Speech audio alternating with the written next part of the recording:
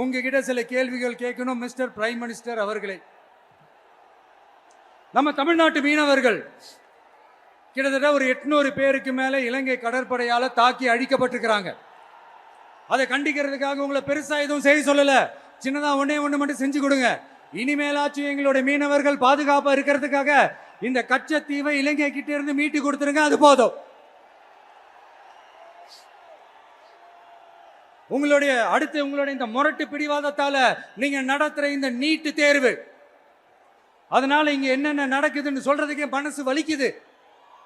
அதனால அந்த நீட்டு தேர்வு தேவையில்லைன்னு அறிவிச்சிருங்க, அது போதும். செய்வீர்களா திரு நரேந்திரபாய் தாமோதர் மோடிஜி அவர்களே? எங்களுக்கு என்னென்ன தேவையோ என்னென்ன நல்லதோ அதெல்லாம் செய்ய மாட்டேங்கிறீங்க. ஆனா ஆட்சி அதிகாரத்தை மட்டும் கையில வச்சுக்கிட்டு மக்களை ஏமாத்த நேரடியாக ஒரு பாசிச பாஜக அடிமை கூட்டணி ஒண்ணு.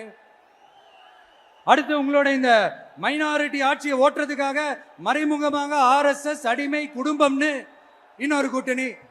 இப்படி மக்கள் சக்தியே இல்லாத இந்த ஊழல் கட்சிகளை மிரட்டி அடிபணிய வச்சு 2029 வரைக்கும் சொகுசு பயணம் போயிடலாம்னு திட்டம் தீட்டி வச்சிருக்கிறீங்க. அதானே ஜி? என்ன ஜி? ஒண்ணு மட்டும் சொல்றேன், தெரிஞ்சுக்கங்க. என்னதான் நீங்க இந்த நேரடி மறைமுக கூட்டணின்னு குட்டிக்கரணம் போட்டாலும் தாமரை இலையில தண்ணியே ஒட்டாது. தமிழக மக்கள் மட்டும் எப்படி ஒட்டுவாங்க?